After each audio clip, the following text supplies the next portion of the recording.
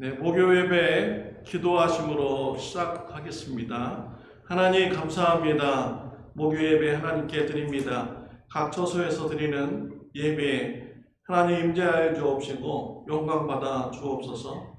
각 처소에 드리는 우리 성도님들 하나님을 만나는 예배 시간이 되도록 축복하여 주옵소서. 예수님의 이름으로 기도드렸습니다. 아멘. 찬양 드리겠습니다. Oh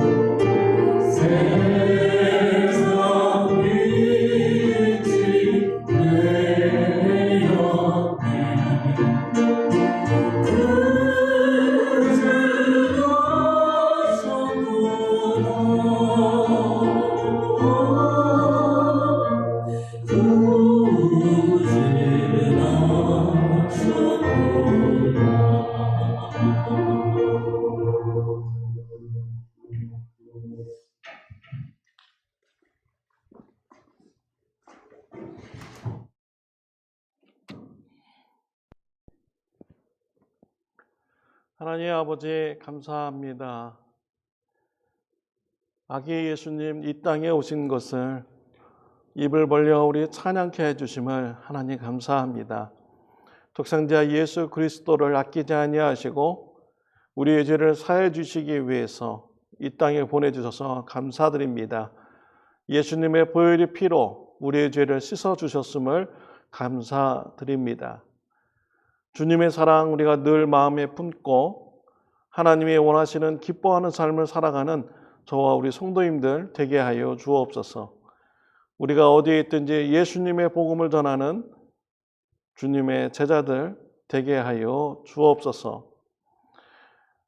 추운 날씨에 우리 성도님들 육신적으로 아프지 않도록 주님께서 지켜주시옵소서.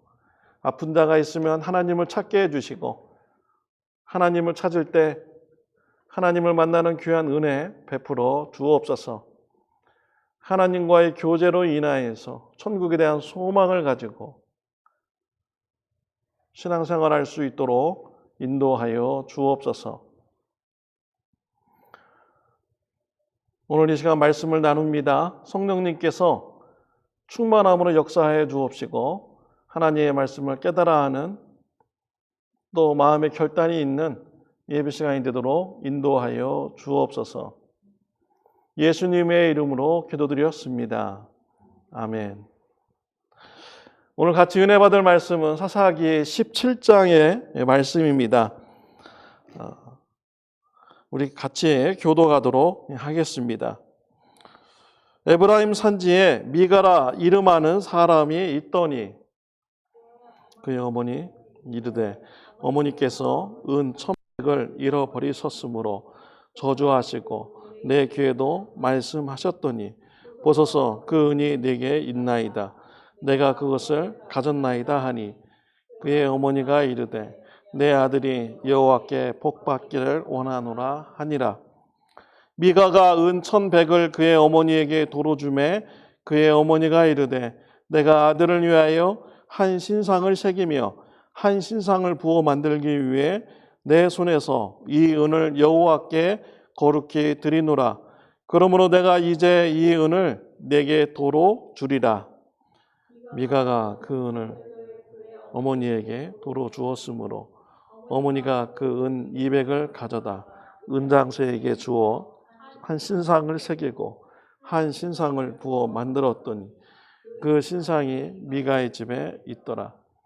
그 사람 미가에게 신당이 있으므로 그가 에봇과 드라빔을 만들고 한 아들을 세워 그의 제사장으로 삼았더라. 그때에는 이스라엘의 왕이 없었으므로 사람마다 자기 소견에 옳은 대로 행하였더라. 유다 가족에 속한 유다 베들레헴 한 청년이 있었으니 그는 레위인으로서 거기에서 거류하였더라. 그 사람이 거주할 곳을 찾고자 하여 그 성읍 유다 베들레헴에 떠나 에브라임 산지로 가서 미가의 집에 이르매 미가가 그에게 묻되 너는 어디서부터 오느냐 하니 그가 이르되 나는 유다 베들레헴의 레위인으로서 거류할 곳을 찾으러 가노라 하는지라. 미가가 그에게 이르되 네가 나와 함께 거주하며 나를 위하여 아버지와 제사장이 되라. 내가 해마다 은 10과 의복 1벌과 먹을 것을 주리라 하므로 그 레위인이 들어갔더라. 그 레위인이 그 사람과 함께 거주하기를 만족하게 생각했으니 이는 그 청년이 미가 아들 중 하나같이 됨이라.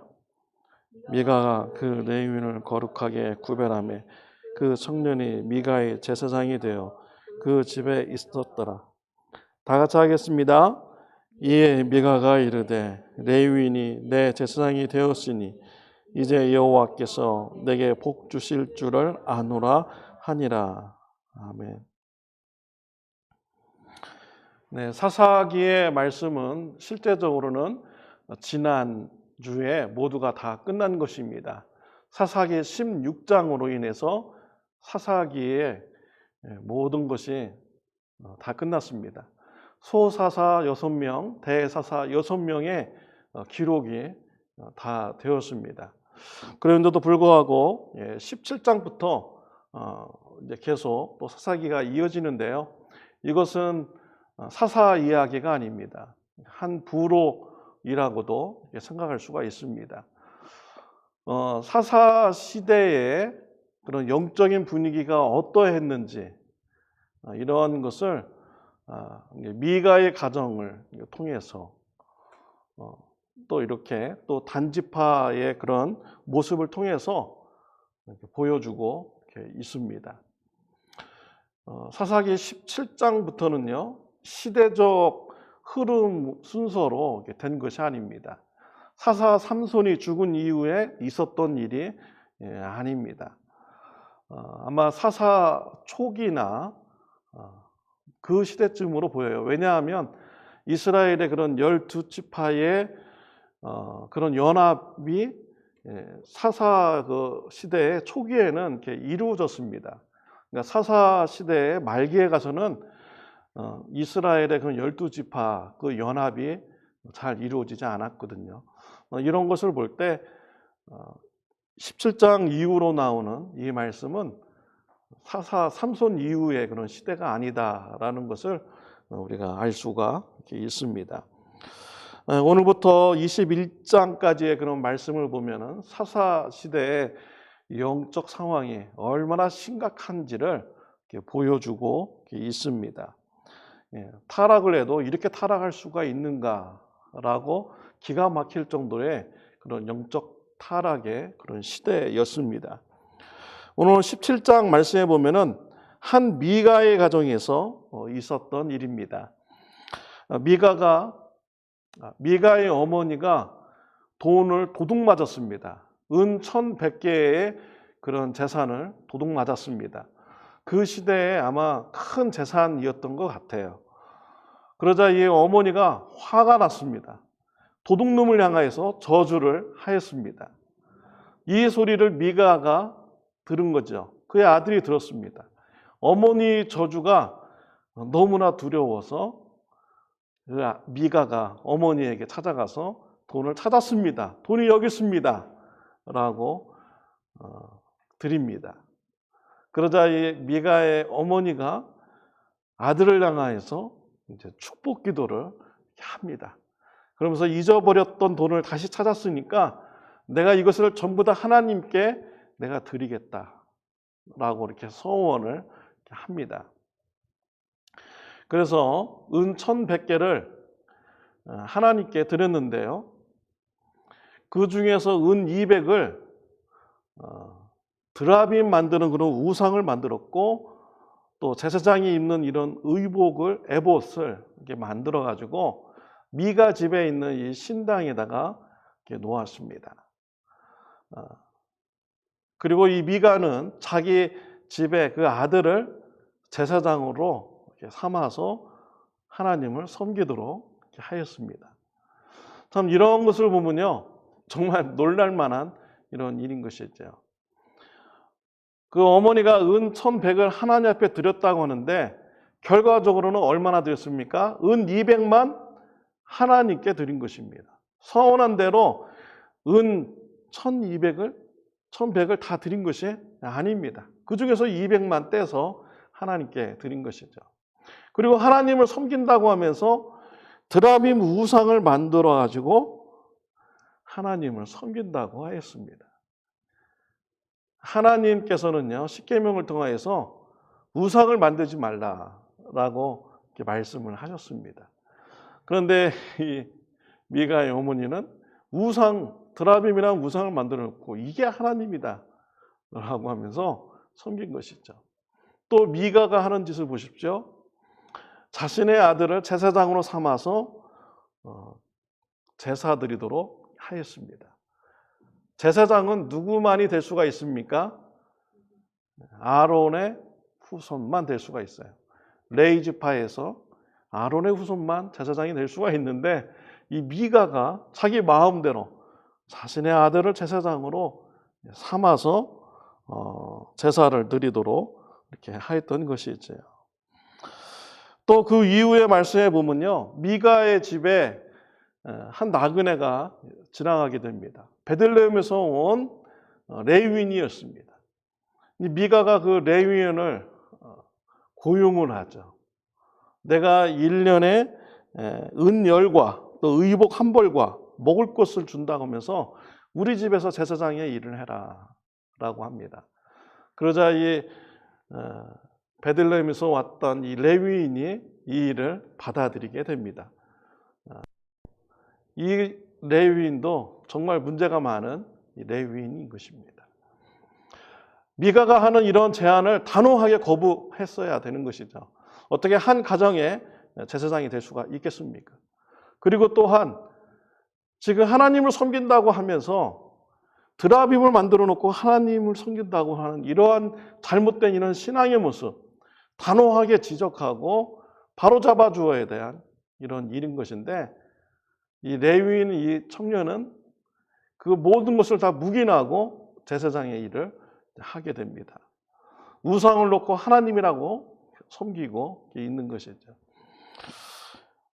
이 제사장은요, 사명감으로 또 하나님을 섬기기 위해서 사역하는 자라고 말할 수가 없는 것입니다. 그냥 먹고 살기 위해서 나에게 일거리를 주어주니까 안정된 삶을 위해서 제사장직을 하는 이런 타락한 제사장의 모습인 것이죠. 어떻게 이렇게 신앙생활이 타락할 수가 있었습니까? 그 원인이 무엇입니까? 6절에 나오고 있어요. 6절 말씀에 보면요. 그때에는 이스라엘에 왕이 없었으므로 사람마다 자기 소견에 오른 대로 행하였더라 라고 했습니다. 이스라엘에 왕이 없었기 때문에 자기 소견에 좋은 대로 신앙생활을 했다라는 것이죠. 이스라엘의 왕은 누굽니까? 하나님이십니다. 하나님이 계신데 왜 왕이 없어요? 이스라엘 사람들이 하나님을 왕으로 모시지 않았다라는 것이죠. 그래서 자신의 소견에 좋은 대로, 자신 마음대로 신앙생활을 하는 이런 시대였다라는 것입니다. 자신의 마음대로 신앙생활을 하니까 이렇게 심각하게 신앙이 타락해버리게 된 것입니다. 신앙생활은 내 마음대로 하는 것이 아닙니다. 신앙생활은 하나님을 왕으로 모시고 하나님 뜻대로, 하나님 말씀대로 우리가 신앙생활을 해야 되는 것이죠. 이스라엘 역사에서 북이스라엘과 남유다가 망한 결정적인 이유는 무엇입니까? 우상 숭배의 죄 때문에 망한 것입니다. 하나님께서 여러 선지자를 통해서 우상을 섬기지 말고 하나님께 회개하고 돌아오라고 말씀을 주셨어요. 그러나 북이스라엘 사람과 남유다 사람들은 하나님을 왕으로 모시지 않고 자신들 마음대로 신앙생활을 한 것입니다. 산당에다가 우상도 섬기면서 하나님께도 제사 드리면서 우상과 겸하여 하나님을 섬기는 북이스라엘 사람들이었어요. 또 남유다 사람들은 어떻습니까? 성전에다가 우상을 같이 놓고 하나님도 섬기고 우상도 섬기는 이런 타락된 이런 모습. 하나님도 섬기고 우상도 섬기면 어떠한 신인지 우리에게 복을 주겠지. 이러한 자세로 신앙생활을 한 것입니다. 자신의 마음대로 신앙생활을 한 것이죠. 하나님은 오직 하나님만 섬기라고 말씀을 하셨는데 그들은 자신의 마음대로 자신의 소견대로 신앙생활을 한 것입니다. 이 일로 인해서 결국 북이스라엘과 남유다가 하나님부터 심판을 받아서 멸망받게 된 것입니다. 우리 예수님을 보십시오. 예수님께서도 이 땅에 오셔서 사역하실 때 자신의 마음대로 사역하지 않으셨습니다. 하나님 말씀에 순종함으로써 사역을 하셨습니다. 하나님께서 구약 성경에 보면 앞으로 오실 예수님은 메시아는 유대 땅 베들레헴에서 탄생될 것이다 라고 예언하셨어요. 또 처녀를 통해서 탄생시키신다고 말씀하셨습니다. 다윗의 후손을 통해서 메시아를 보내주신다고 말씀하셨습니다. 그 메시아는 고난받는 종으로서 메시아이다. 그러면서 십자가에서 받는 이런 모든 고통을 다 시편에 기록을 해 놓았습니다. 예수님께서는 하나님 말씀대로 유대 땅 베들레헴에서 탄생하셨고요. 동정녀 마리아로부터 탄생이 되었고 다윗의 후손으로부터 탄생이 되었습니다. 그리고 예수님은 십자가에 못 박혀 우리의 죄값을 담당하시고 죽으셨습니다. 3일 만에 하나님 말씀대로 부활하였습니다. 이와 같이 예수님께서도요, 이 땅에서 사역하시는 것, 그분 마음대로 사역하신 것이 아니라 하나님께서 하라는 대로 구원 사역을 감당하였습니다. 하나님께서 원하시는 말씀대로 그대로 이 땅에 오신 분이 바로 우리 예수님이신 것이죠. 하나님께서는 사람을 구원하는데 예수님을 믿는 자로 하여금 예수님을 믿는 자에게 구원을 주신다는 이런 말씀을 주셨습니다. 그러나 하나님의 말씀에 불순종하고 자기 마음대로 신앙생활하는 자는 죄사함이 없고 구원함이 없다라고 말씀을 하셨습니다. 우리 요한복음 3장 18절 말씀 보면요, 그를 믿는 자는 심판을 받지 아니하는 것이요 믿지 아니하는 자는 하나님의 독생자의 이름을 믿지 아니함으로 벌써 심판을 받은 것이니라. 믿는 자는 심판을 받지 않는다고 했습니다. 믿지 아니하는 자는 독생자의 이름을 믿지 아니함으로 벌써 심판을 받은 것이다 라고 말씀하셨어요. 요한복음 3장 36절에는 아들을 믿는 자에게는 영생이 있고 아들에게 순종하지 아니하는 자는 영생을 보지 못하고 도리어 하나님의 진노가 그 위에 머물러 있느니라. 예수님을 믿는 자에게 영생이 있고 예수님을 믿지 않는 자에게는 영생을 주지 않고 하나님의 진노가 그 위에 있게 된다라고 말씀하셨습니다. 이것이 하나님의 말씀이에요. 하나님의 방법입니다. 구원은 내 마음대로 신앙생활해서 받을 수 있는 것이 아닙니다. 구원은 하나님 말씀대로 행해야만이, 예수님을 믿는 자만이 구원을 받는 것입니다. 우리 신앙생활은 내가 좋은 대로 해서 될 일이 아닌 것이죠. 내가 이렇게 착한 일을 많이 하면 난 하나님도 구원 받을 거야 라고 하면서 내가 아무리 착한 일을 많이 한다고 한들 하나님께서 구원해 주시지 않습니다. 하나님께서는 예수님을 믿는 자만 죄사하게 주시고 구원하여 주신다고 말씀을 하셨어요. 하나님의 말씀대로 행하는 자만이, 예수님을 믿는 자만이 구원받을 수가 있는 것입니다. 마태복음 28장 19절 20절 말씀에 보면요, 그러므로 너희는 가서 모든 민족을 제자로 삼아 아버지와 아들과 성령의 이름으로 침례를 주고 내가 너희에게 분부한 모든 것을 가르쳐 지키게 하라. 볼지어다 내가 세상 끝날까지 너희와 항상 함께 있으리라. 예수님께서 제자들에게 예수님의 복음 전하는 것을 맡겨주셨습니다. 우리 교회도 맡겨주셨어요. 내가 좋든 싫든 간에 우리 신앙생활은 그렇게 해야 됩니다. 내 가족들에게 복음을 전해야 되고요. 내 이웃들에게 복음을 전해야 되고 더 나아가서 세상 땅끝까지 모든 민족들에게 복음을 전하는 이러한 신앙생활을 하라고 우리 예수님께서 말씀을 하셨습니다. 그리고 예수님의 이름으로, 하나님과 성령님의 이름으로 침례를 주고요. 예수님께서 가르쳐주신 모든 것을 가르쳐 지키게 하는 이런 신앙생활을 하라고 말씀을 해 주셨습니다.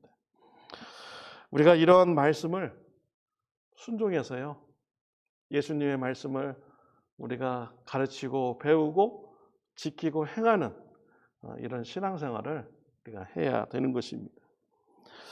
저는 크리스마스 때 성도님 댁을 방문하면서 크리스마스 찬송 부르는 것을 매우 기쁘게 저는 생각을 합니다.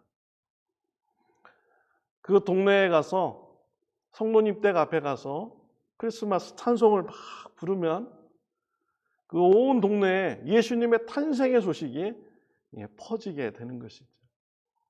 또 때로는 그 이웃들이 이게 무슨 소린가 해가지고 밖으로 나와서 쳐다봅니다. 그 사람들도 굉장히 좋아하세요. 어떤 사람은 자기 집에도 와서 찬송해달라고 합니다. 김집사님 옆집에 사는 사람은 거기서 춤도 추고 막 이렇게 많이 좋아하세요. 우리가 집사님 댁에 가서 크리스마스 찬송을 하면 그 지역에 예수님의 탄생의 소식을 전하고 예수님의 복음을 전하는 이게 또 하나의 그런 전도 사역이 되는 것입니다.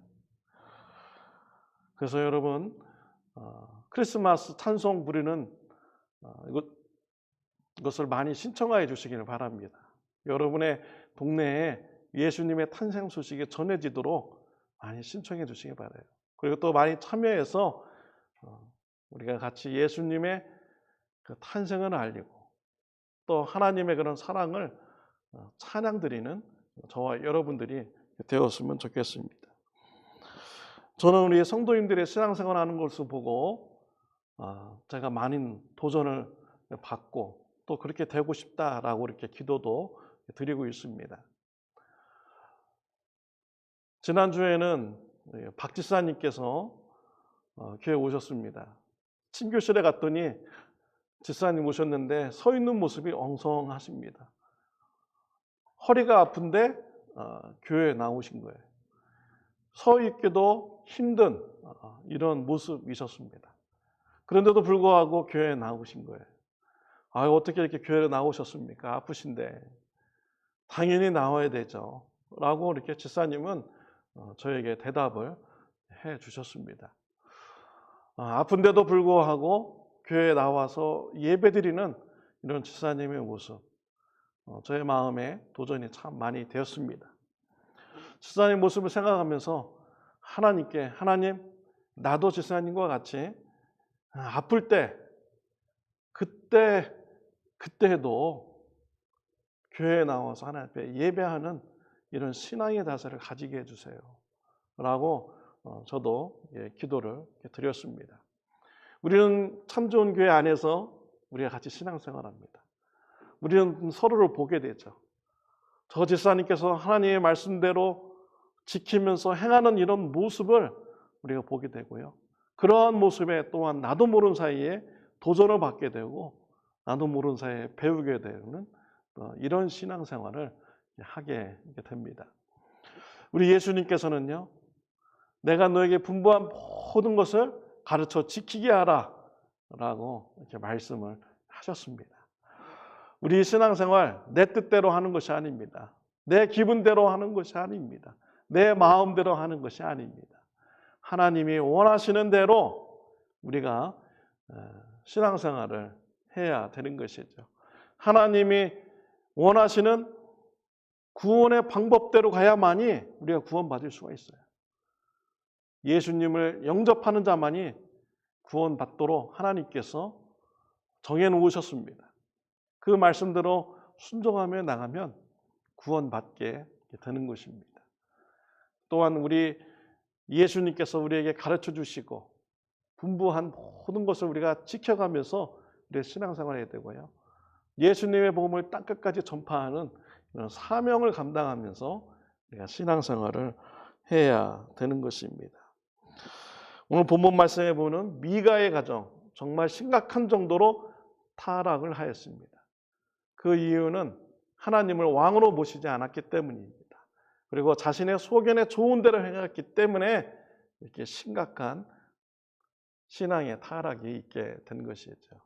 사랑하는 성도 여러분, 하나님을 왕으로 모시고 하나님 말씀대로 신앙생활에 나가는 저와 여러분들이 다 되시기를 바랍니다. 기도드리겠습니다. 하나님 아버지 감사합니다. 오늘 말씀을 통하여서 하나님 말씀대로 우리가 신앙생활할 것을 같이 나누게 해주셔서 감사합니다. 내 뜻 내려놓게 해주시고 하나님 앞에 겸손한 마음으로 하나님 말씀대로 신앙생활에 나가는 저와 우리 성도님들 되게 하여 주옵소서. 때를 어떤지 묻었든지 예수님의 복음을 전하는 자가 되게 해주시고 예수님께서 우리에게 가르쳐 주신 그 말씀대로 지키며 행하는 신앙생활 될 수 있도록 은혜 베풀어 주시옵소서. 예수님의 이름으로 기도드렸습니다. 아멘. 주기도문으로 목요예배 마치겠습니다. 하늘에 계신 우리 아버지여, 이름이 거룩히 여김을 받으시오며 나라가 임하옵시며 뜻이 하늘에서 이루어진 것 같이 땅에서도 이루어지이다. 오늘날 우리에게 일용할 양식을 주옵시고 우리가 우리에게 죄 지은 자를 사하여 준 것 같이 우리의 죄를 사하여 주옵시고 우리를 시험에 들게 하지 마옵시고 다만 악에서 구하옵소서. 대개 나라와 권세와 영광이 아버지께 영원히 있사옵나이다. 아멘. 감사합니다. 목요일 예배를 마쳤습니다.